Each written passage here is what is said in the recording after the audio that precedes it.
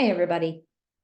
One of the things we can think about when we're thinking about peace building generally and election violence prevention more specifically is this idea that we want to make sure that the nonviolent option is actually easier than the violent option. So that way we're not trying to convince anybody to go against their own best interests. What we're trying to do is say, no, nonviolence is actually in your own best interest. We've talked before about risk factors for election violence and the fact that a recent history of election violence in the country makes it more likely that it'll happen again in the future. That's for a couple of reasons. One of them is the normalization of violence. Our brains do this really kind of amazing thing when we're in a situation of crisis. We get kicked in with like all of these chemicals in our brains, and we start to have that whole famous fight flight kind of thing. And basically, we're in this really agitated mental state. And that's helpful to us in a short-term emergency situation sometimes. If it's a physical threat, especially, it can be super helpful to have that kick in of adrenaline. But we can't live there long term. Our brains cannot maintain that level of crisis stress. So if there is violence happening around us in the context of elections, eventually our brains will start to lie to us and they'll start to tell us, no, actually, this is normal. I've seen this before. And the brain stops kicking into that kind of crisis mode. That's a good thing for us in terms of just psychological health. But it's a bad thing if it makes us think that violence in the context of an election is normal, because then we expect it, and that makes it more likely to happen again. The second piece is what we talk about as the myth of redemptive violence, which is the idea that if one side is violent, the other side has to be violent in response, because that's the only way. But the truth is, historically, violence in response to violence is not very effective. What we need to do in responding to violence is, of course, stop the immediate violent threat. But then there's a piece about working in a different way and responding in a way that makes the violence unnecessary rather than simply being violent in response. That kind of punishment force thing tends to escalate violence rather than stop it. So how do we do this? If we want to say that violence is not necessary and violence is not normal, if that's what we're trying to communicate, and that is what we're trying to communicate if we're pushing back at that recent history of election violence thing, then how do we do it? One of the ways that I help people know that violence is not necessary is by offering voter education. How do you vote? When do you vote? How do you register to vote?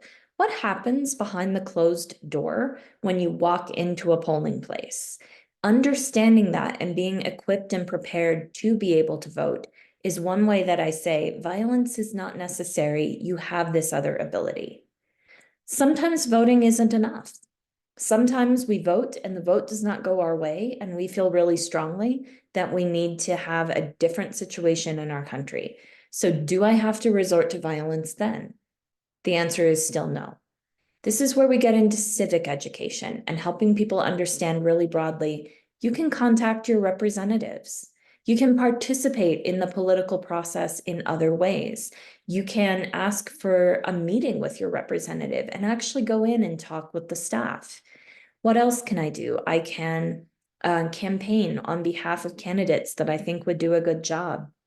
I can use the media, either traditional media or social media, to put nonviolent pressure on politicians, highlight what they're actually doing, and talk about what we need them to be doing. And I can even use civil disobedience. Civil disobedience being a practice in which I intentionally break the law because I feel that the law is unjust, and then I accept the legal consequences that come as a result of that. That is the practice of civil disobedience, and it's been proven in large movements to be very effective. Then I can think about voter consultations. This is a different strategy, but helping public officials understand that when they meet publicly for things like community forums, and people are allowed to ask them direct questions, that actually is an election violence prevention strategy because it's demonstrating to people, again, There's another way that you can do this. Violence is not necessary. And then the last piece, the last pretty good proven strategy that goes with this is peace messaging. This is communicating to people, hey, peace messaging, like you don't need to be violent. We're going to go into this election with a peaceful mindset. We're going to assume that violence is not a normal thing and it won't happen in our community. And I've talked about it in another video, but peace messaging is best done locally and using messages that will work for the local people. Because in our country, especially, the differences from one place to another in terms of culture and vocabulary and how people think is just huge. So thinking about where do you live and what types of peace messages are going to work well where you live.